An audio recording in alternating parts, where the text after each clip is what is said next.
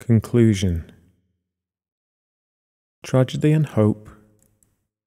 The tragedy of the period covered by this book is obvious, but the hope may seem dubious to many. Only the passage of time will show if the hope I seem to see in the future is actually there, or is the result of misobservation and self-deception. The historian has difficulty distinguishing the features of the present and generally prefers to restrict his studies to the past, where the evidence is more freely available and where perspective helps him interpret the evidence. Thus the historian speaks with decreasing assurance about the nature and significance of events as they approach his own day. The time covered by this book seems to this historian to fall into three periods: the 19th century, from about 1814 to about 1895, the 20th century, which did not begin until after World War II, perhaps as late as 1950, and the long period of transition from 1895 to 1950.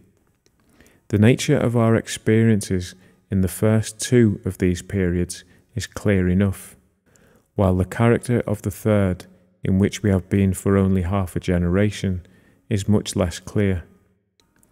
A few things do seem evident, notably that the 20th century now forming is utterly different from the 19th century, and that the age of transition between the two was one of the most awful periods in all human history. Some, looking back on the 19th century across the horrors of the age of transition, may regard it with nostalgia or even envy. But the 19th century was, however hopeful in its general processes, a period of materialism, selfishness, false values, hypocrisy, and secret vices. It was the working of these underlying evils that eventually destroyed the century's hopeful qualities and emerged in all their nakedness to become dominant in 1914. Nothing is more revealing of the nature of the 19th century than the misguided complacency and optimism of 1913 and early 1914, and the misconceptions with which the world's leaders went to war in August of 1914. The events of the following 30 years, from 1914 to 1945, showed the real nature of the preceding generation, its ignorance, complacency, and false values. Two terrible wars sandwiching a world economic depression revealed man's real inability to control his life by the 19th century's techniques of laissez-faire, materialism, competition, selfishness, nationalism, violence, and imperialism. These characteristics of late 19th century life culminated in World War II, in which more than 50 million persons, 23 million of them in uniform, the rest civilians, were killed, most of them by horrible deaths. The hope of the 20th century rests on its recognition that war and depression are man-made and needless.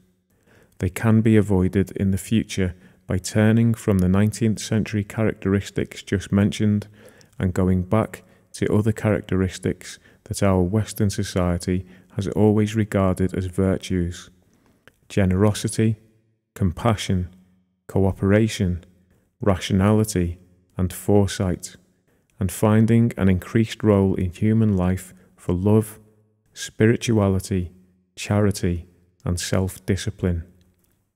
We now know fairly well how to control the increase in population, how to produce wealth and reduce poverty or disease. We may, in the near future, know how to postpone senility and death.